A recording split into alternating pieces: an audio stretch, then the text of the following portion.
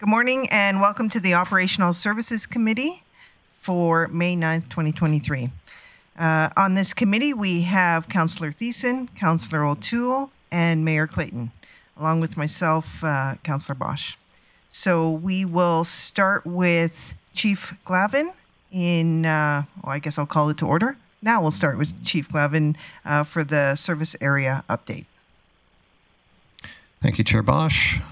Just on the major capital project side, or at least capital projects you might want an update on, the CHP construction of the sound barrier at Eastlinks started yesterday and is expected to be completed by the end of June.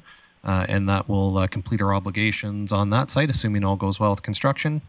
In energy and environment, we had really good attendance for our GP Grows on Saturday. So despite the wildfires, people are still planning to be here long enough to harvest their potatoes. So I think we're in good shape there. Over 650 people attended that. For the Clean Energy Improvement Program, which launches today, we had 20 people attend the virtual session and another 20 people attended the open house in person. In environment parks, we were scheduled to participate in the Walk Through the Forest program event this week. That has been canceled, as you can expect, due to the wildfires. It's currently not expected to be rescheduled this year, so that is something that will be on the docket for next year. Again, typically we have over 1,800 grade 6 students that participate in that over 3 days. In engineering services, we posted a tender for traffic signal repair work. For full replacement of lights at 97th Avenue and 100th Street and an additional pole at 98th Avenue on 100th Street. We've also closed the tender for the 116th Avenue rehab work, and that is for the former Highway 43 from the bridge to Ernie's. The Muskseepee pedestrian bridge that was struck by a truck there a couple weeks ago was reopened on April 28th after all the required repairs were completed. There was no significant structural damage, so that bridge is good and safe to operate. Construction activities have started in the city on some projects. Aquaterra was scheduled to begin work on 84th Avenue just east of 116th Street. There was some additional work that needed to be completed for a project from last year. In facilities, we also have a few projects with the weather improving here. We've awarded the tower window replacement project, and that is awaiting materials to be delivered, and that will start construction. We've also started the replacement of the salt shed and the chiller replacement at Bennett Energy Center. As well, we are continuing with design of the covered outdoor structure in Swanhaven. We're just waiting for the drawings and trying to incorporate some of the resident feedback that we've heard on that project. In transportation, we have completed Boulevard and Center Island cleanup.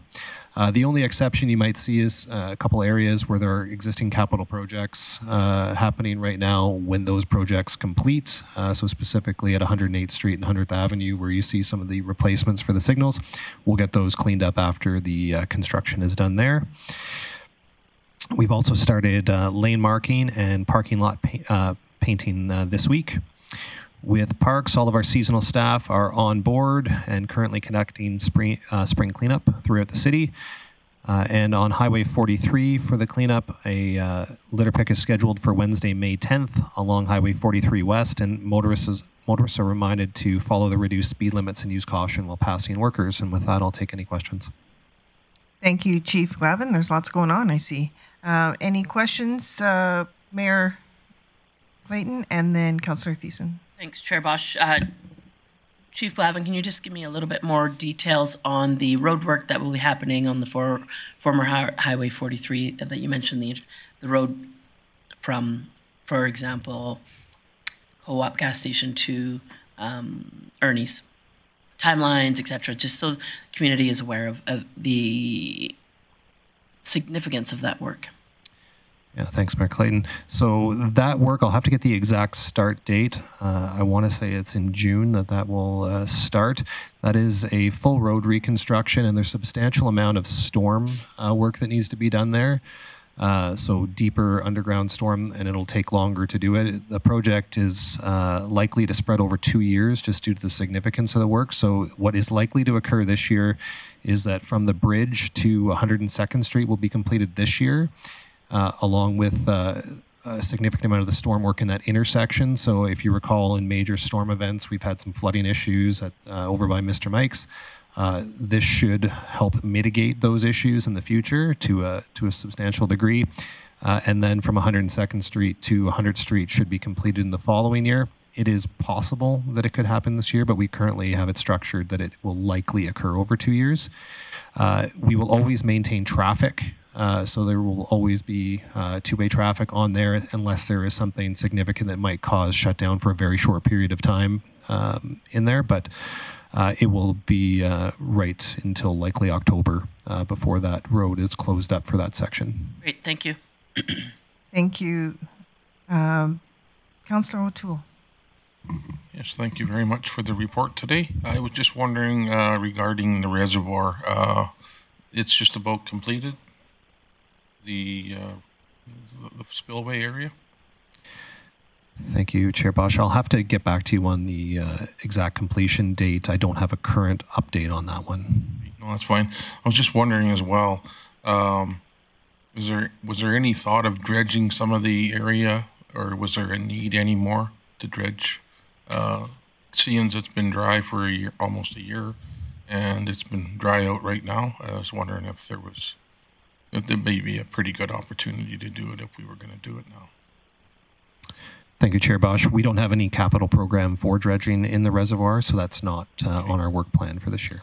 On a positive note, I was at the Dig It program on Saturday. People started showing up at 10:30, and they didn't open the doors till noon, and there was a lineup all the way past the parking lot. And I was going to leave in about an hour, and I was there till 4 o'clock. It was overwhelming. The good thing. Thank you. Thank you, Chair O'Toole. Or Chair O'Toole. Councillor O'Toole. Councillor Thiessen. Giving up your seat. Yeah. No, thank you, Chair Bosch. My question was in regards to the spillway, and Councillor O'Toole asked it. Thank you. Any more questions from around the table? No? Okay, we'll move on to 3.2. And Chief Glavin, if you can introduce the line painting on trails, please. Thank you, Chair Bosch. So we've had a request to come back with some costing and options for line painting on the pedestrian trails. And I have Director Nellis here to present that report. Thank you, Chair Glavin. Mr. Nellis, thank you for coming. My pleasure. You can begin. Through the chair. So earlier this year, Council directed administration to install additional bike safety signage on the trail system. In April of this year, we installed these signs at 49 different locations through Crystal Lake and the Muskosipi Park Trail System. At the January 23rd Council meeting, Council directed administration to return with a report on painting a center line through the trails. This is that report. Administration is recommending that this not be pursued for the following reasons. According to the statistics that we've pulled in from reported collisions, this is in contact center, as well as the bylaw department, the trail system is safe, and we have next to no actual reports of collisions or injuries involving bicycles or pedestrians on the trail system. Secondly, Council's already taken decisive steps towards a more safe and inclusive trail system with the installation of the 49 signs that we did previously this season. Thirdly, to preserve the aesthetics of the trail system, this would probably have to be an annual painting program, and at 16.7 kilometers of trail, we would be looking at fairly reasonable ongoing maintenance costs for this project. And fourth, our intention would be to do this with internal resources, and if so, if we had a poor painting season or a poor weather season, it could compromise some of the second coats that we would do on our traditional crosswalk painting program. So I'll close with that, everybody, and if you have any questions regarding the report, I'd be happy to answer those for you now. Thank you, Mr. Nellis. Is there any questions on this report? Councillor Thiessen. Yeah, no questions. The report answered all of my questions there. It's hard to believe that we have 95 kilometers of trails and it would only cost us $10,000 more paint. But all the other questions I had is, where are we redirecting internal resources to, and are we making the most efficient use of our dollars? With the width of the trails, I think they're wide enough to make room for people to ride on the right and left and still be able to pass each other safely. So all those things being said, I would move the recommendation in the report that the committee receive this for information. Thank you, Councillor Thiessen. Is there any questions to this? Okay. We'll call to question, please.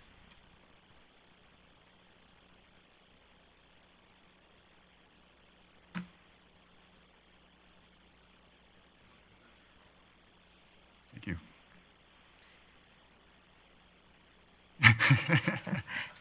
Thank you. That has been passed. And thank you, Mr. Nellis, for coming. Thank you. We'll move on to correspondence 4.1, the Grande Prairie Downtown Association letter to Mr. Nicolay on to council.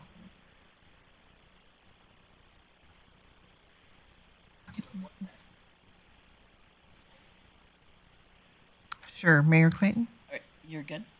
Do you have it? I have. Okay. Perfect. Okay, CEO Nicolay. You're both good. Thank you, Madam Chair. This is an issue that we received some correspondence on. It has been staffed through the appropriate area, and I know Mr. Glavin has had a chance to caucus with his operations folks on this. It has been discussed. In fact, I remember this being discussed when I was here the first time, 2017, 2018, and it continues to persist as an... This one. This is the lights? Flashing lights downtown. Oh, yeah. You said the same comment to me on something else. Okay. Oh, yeah, history is repeating itself on a number of fronts. Deja vu. In any event, this one persists, and so I think it has been dealt with, and councils at various times have considered this. The management judgment on this goes against standards that we do consider before we make any type of signage or directional activity occur on streets and roadways. There is a danger in over-signing as well. So while something may not meet a minimum standard, it doesn't necessarily default that if someone would pay for it, we would do it, because there is a phenomenon of over-signage that causes people to not pay attention to any signage. And that type of tension occurs when management deliberates on this.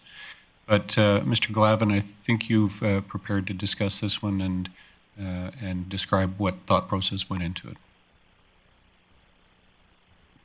Sure. Thank you, Chair Bosch. Yeah, ultimately, City Manager Nicolay summed it up fairly well there.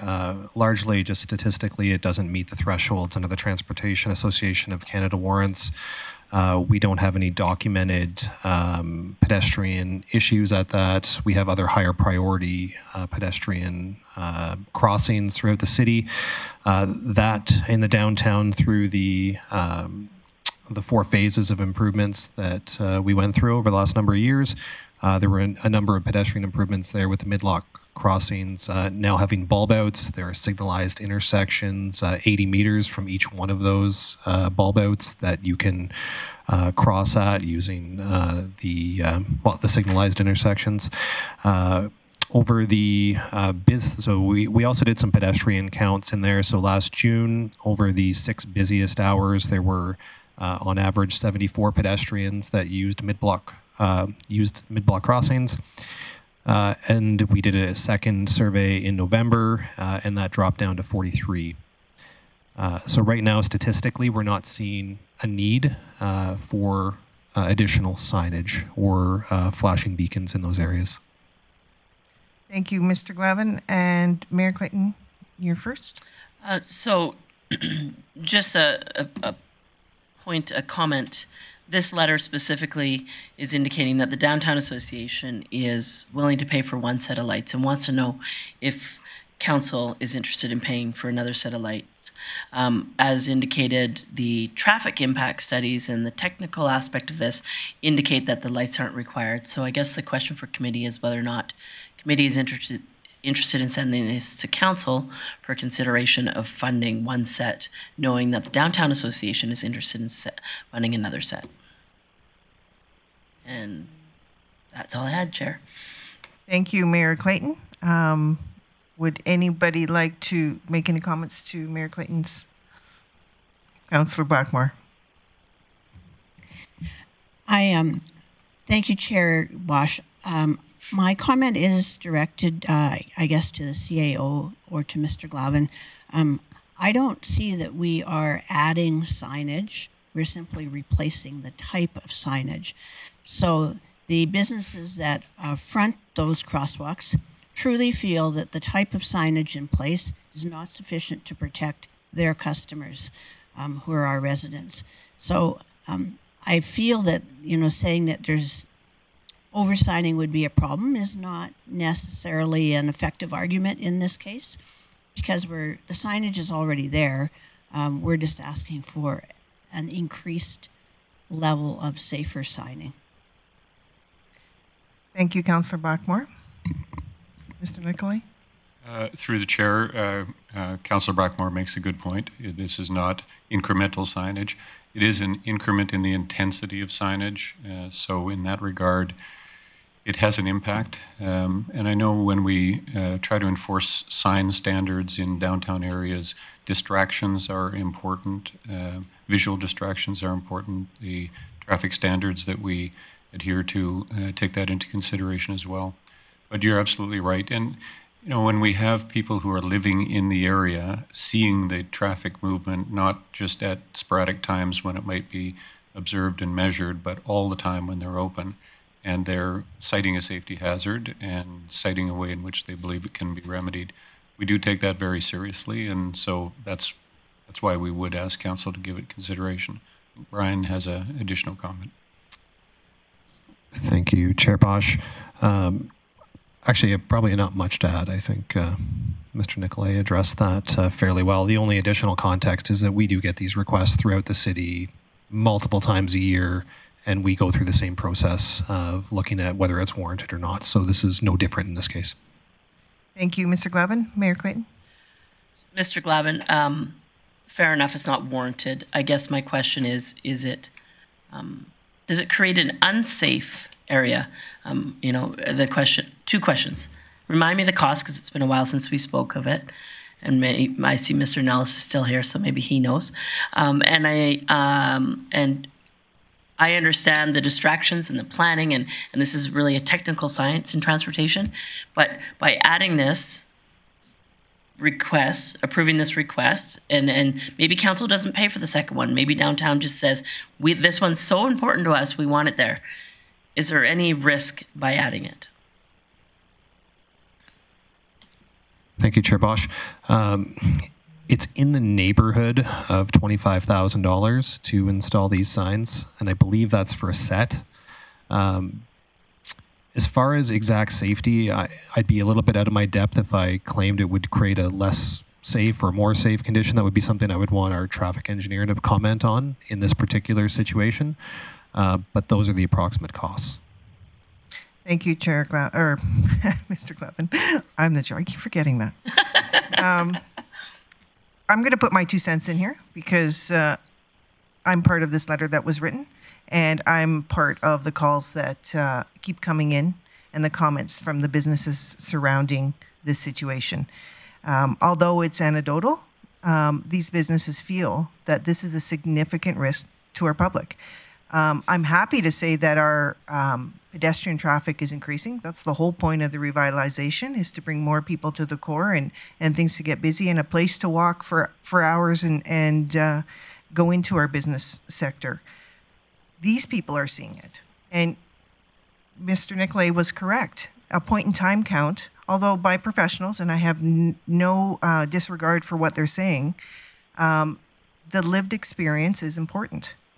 And seeing these businesses struggle with watching, near misses, or hearing tires screeching, or I can tell you when enforcement services vehicle was hit in the exact spot that we're talking about, those lights, everybody stopped. So it's clear lights will help. If this was not significant to the Downtown Association, the Downtown Association wouldn't be putting skin in the game.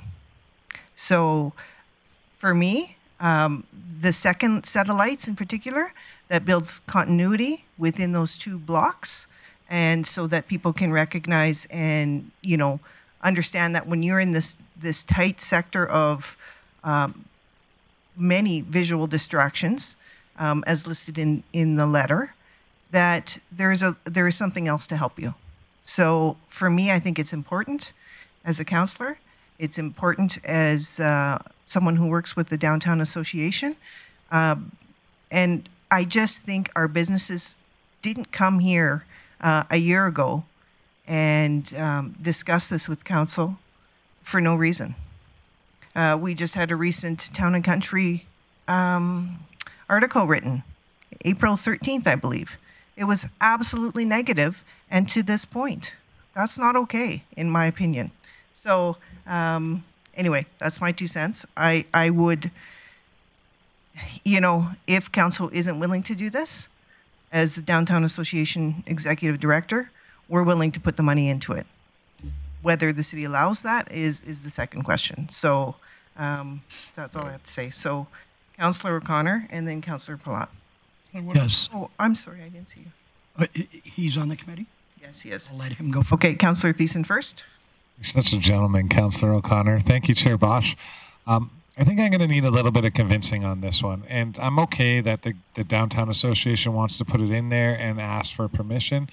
One thing I know, being a longtime resident of the city of Grande Prairie, is before we did the downtown revitalization, those streets were a lot wider and they did have parking lanes, and people consistently drove 50, 60, sometimes 70 up the downtown roads. And what I'm seeing is kind of what was advertised to council 10 years ago, which was the way the streets will be designed will produce the traffic calming.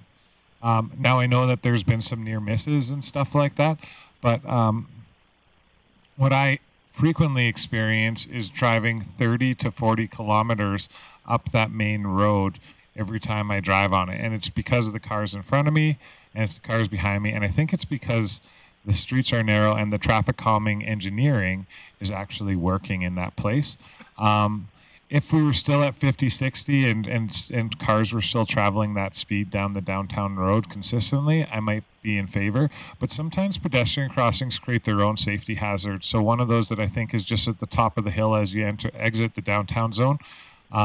There's so many times that pedestrians are crossing the street to get to the Tim Hortons or the Bottle Depot there, and cars are screeching on their tires, and the other lanes are blowing by, and there's so many near misses. And one of the concerns that I have is if we put a flashing pedestrian light cross in there, in between a couple sets of lights, is you're going to see a lot more screeching tires as people try to get through those bulb outs sometimes. So it may have a counter effect. So but that's just how my mind's thinking. I don't think it's unnecessary, but I do think that we need to put some thought into it and also recognize that the traffic calming engineering has had a significant impact on traffic flow downtown, and so far it is working. Vehicles are traveling slower through downtown. Thank you, Councillor Thiessen. I agree with you that traffic has slowed down, and as stated in the letter, that's not the issue. The traffic speed is not the issue. It is the visual distractions that are. And I did have more, but I forgot. Okay. Councillor O'Toole. What? I think we need to get some trunk monkeys so when the person's talking on their phone, they don't walk onto the street. But anyhow. People don't do that. It's illegal. No, I know. Go by Giant Tiger and they walk across the street without looking all the time. So I think I would like to know if we were to go ahead, where would the money come from in the budget? Would we take it out of transportation, or if we're putting signage up? And Mr. Glavin? are we able to do that at this point in time? Thank you, Chair Bosch. As there's no allocated money for this specific installation here, it would either be not doing something in transportation to fund it, or would be additional money allocated from another fund. Thank you, Mr. Glavin. I do remember my point, Mr. Thiessen. It was, I'd rather hear screeching tires than someone hit. So that's my point. Next. Well, yeah. Are you done? Well, now I am. Okay. You took my thunder. Okay. You sure? Sure. Thank I'm you. done. Okay, thank you. Councillor O'Connor. Yes, thank you. Having worked in the construction industry for a long time, one of the things that we always encourage our employees is to identify hazards. And there's a pyramid that says if you have so many close calls, you will eventually get a death. And so you're trying to engineer not having a death. And so right now it's an identified hazard, and I would put it in because somebody has noticed that close calls are happening, too many close calls. So I would recommend council bring this forwards to city council to discuss this. Thank you, Councillor O'Connor. Councillor Bressie.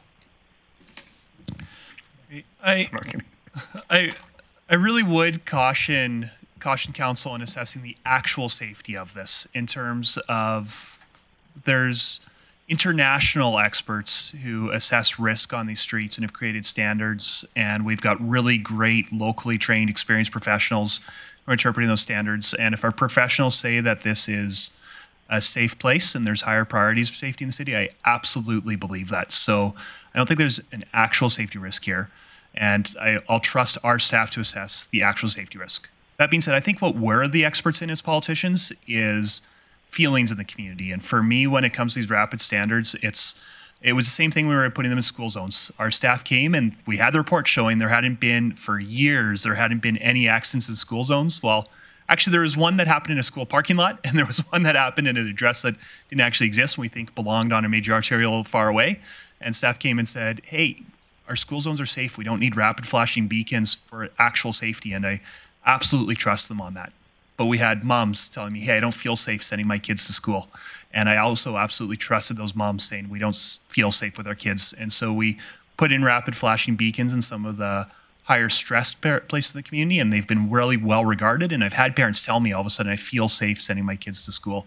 And so for me, it's are there places where I'd higher prioritize rapid flashing beacons? Yes, there's still some playground zones I'd rather see them over downtown. But when there's a partner that's saying, hey, we'll share the cost on this, I'm getting interested in here. And again, for me, it's not because I don't think this is safe. I think it is safe, and I think council should be reinforcing this is safe. But when we've got people in downtown core who don't feel it's safe, that sentiment, that feeling needs to be addressed too. And I'm open to supporting it too. So let's trust our experts about actual safety, but I think it's worth having a conversation of what do we want to do to support the feeling of safety, not just physical safety. Thank you, Councillor Bressie. Mayor Clayton. Thanks. I just I see more councillors are wanting to get in the queue that aren't part of this committee, so I'll just make a motion that committee direct administration to bring back a report to the. No, actually, I will move that committee send this discussion to council for consideration. Thank you, Mayor Clayton. Councillor Palat, did you want to add prior to this? Yeah, I just wanted to make a comment. Okay. Because I guess. Or it could be made at council when we're all talking about it. No, I guess maybe we could there. My questions for administration. It feels like everybody else had a chance in the queue here, so I wouldn't mind one on it. I'm similar to Councillor Thies, and I can really empathize with Councillor Bosch from what it feels like when you have a user group pushing you for stuff. My biggest concern with this is that, to Councillor Bressie's point, if this is a perception thing, that I think we have to do a better job of helping our downtown people feel safe. I think we've done a lot of investment in that community. The scary part I'm having, and my question for administration is, are we worried about a precedence this could set? I mean, if we're going to go against engineering standards for this one-off, we've had school districts come in here and bang our desk for years on putting up lights, and we push them aside.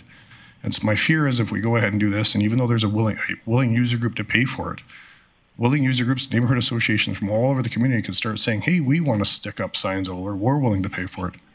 And so I'm just wondering from administration, is there a risk to the organization if we do this of setting a precedence for future people coming in and putting lights where, even though the engineering standards don't, let's say they are needed. I'm just worried about that. Okay, Councillor Palat, thank you for that. Can we get that for when we move this forward to a council meeting? Well, that answer or no? Sure, I guess I've asked it now. I'm not sure why we have to wait. Because you're not on this committee, Okay, and we're going to have a full discussion at council.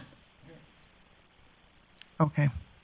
Thank you. I guess, Chairman, there might be an opportunity for other committee members to bring back information that administration should be prepared for. I had one, Mr. Glavin, in the sense of, you said it was a certain cost per pair. If council approves the one that Downtown Association wants to pay for, not the other one, does the cost change?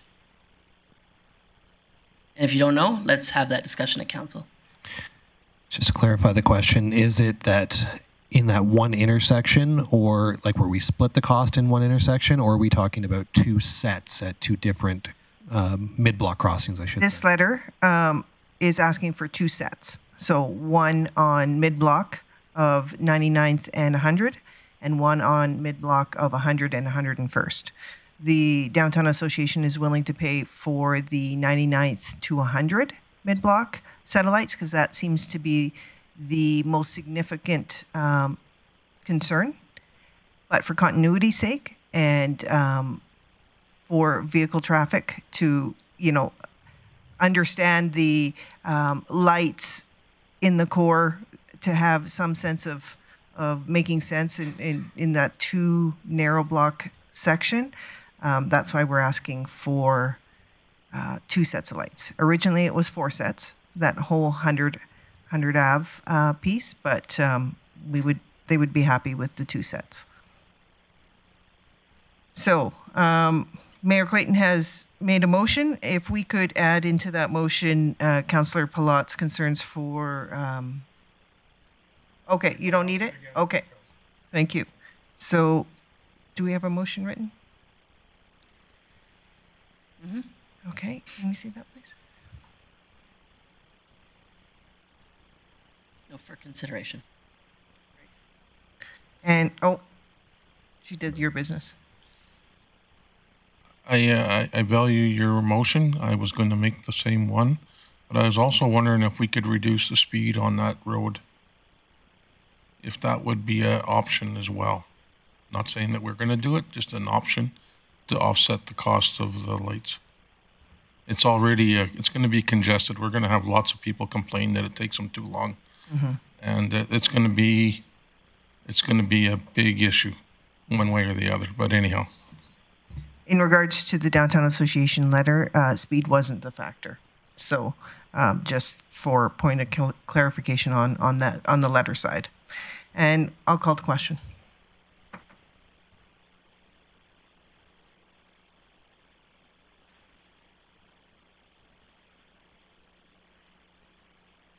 Thank you. That has been moved. And now we'll go into the outstanding items list. Mr. Glavin, if you mind. Thank you, Chair Bosch. Today we heard item 1249, painted center line on trails. The only one that's we may have concern about on here is 1223, which is the St. Joseph High School crosswalk painting. We continue to wait for the guidelines from the Transport Association of Canada before we bring that forward. I have been in contact with the proponent on this and just let them know the reason for the delay. But just so council's aware, administration's still waiting for those guidelines before we bring forward the policy.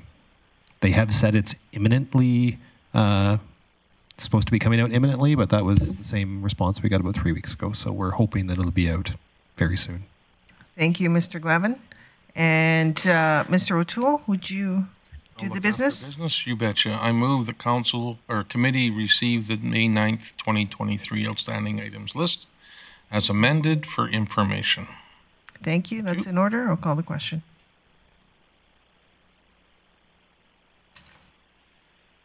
Mayor Clayton in favor? Thank you. That is carried. And I move to adjourn the meeting. Thank you.